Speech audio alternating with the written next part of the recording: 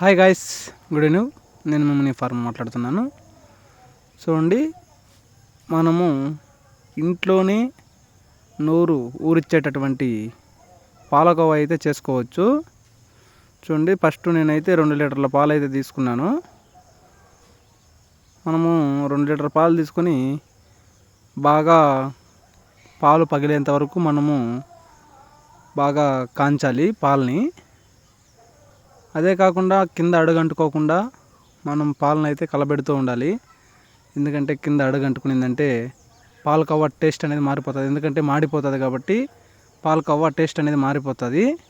చూడండి, మనం ఇలా కలబెట్టుకుంటూ ఉన్నామంటే ఇప్పుడు దీంతోకి మనము లైట్గా కొద్ది నిమ్మరసం అయితే వాడాము.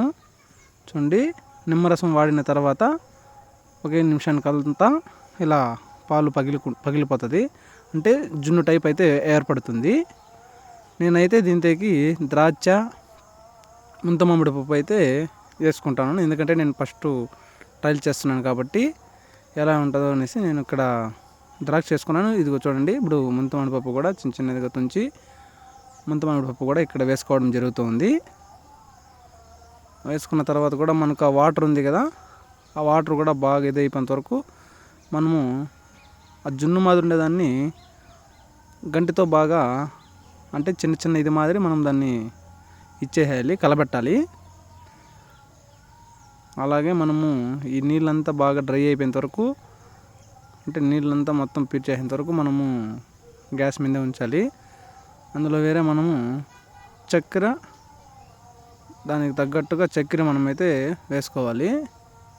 చక్కెర వీలైనంత వరకు కొద్దిగా తక్కువగానే వేసుకోండి. ఎందుకంటే చక్కెర మనము లిమిట్గా వేసుకున్నామంటే మనకు తినేదానికి టేస్ట్ చాలా బాగుంటుంది. ఎక్కువ వేసుకుంటే కూడా తీపి ఉండేదానివల్ల మనం తినలేకపోతాము. చూసారుగా, మనం ఇంట్లోనే ఓన్లీ మనకు దీనికి కావాల్సిన పాలు, చక్కెర, కొద్దిగా నిమ్మరసం ఉంటే మనము చాలా టేస్టీకరమైనటువంటి పాలకోవా అయితే చేసుకోవచ్చు.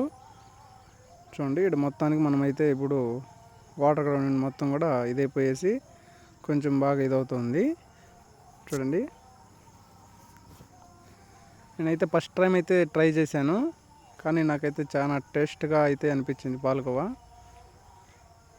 మీరు కూడా పండగ సందర్భంలో పాలకోవా కావాలంటే మీరు ప్రిపేర్ చేసుకోవడానికి అయితే ఈ పద్ధతి వాడుకున్నట్లయితే పాలకోవా కూడా చాలా టేస్టీగా అయితే ఉంటుంది. నేనైతే ఇలాంటి వీడియోస్ అయితే నేను ఇదే ఫస్ట్ టైం చేస్తుండేది. మీరు ఇలా ప్రిపేర్ చేసి ఎలా ఉందో కామెంట్ చేశారు అంటే నేను ఇలాంటి వీడియోలు ఎన్నో చేయడానికైతే నేను ఇంట్రెస్ట్ పెడతాననేసి నా యూట్యూబర్ సబ్స్క్రైబర్స్కి అయితే తెలియజేస్తూ ఉన్నాను. చూడండి, మొత్తానికైతే మనము ఒక బౌల్లో కొంచుకున్నాము.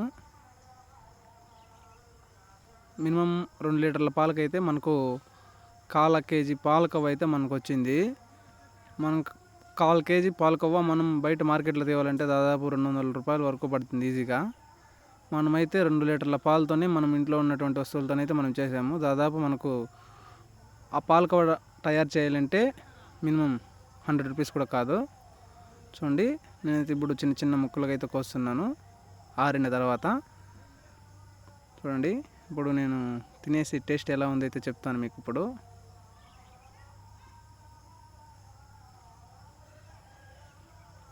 టేస్ట్ మటుకు చాలా సూపర్గా అయితే ఉంది. ఫస్ట్ టైం నేను ట్రై చేసినా కూడా చాలా టేస్టీగా అయితే వచ్చింది పాలకోవా.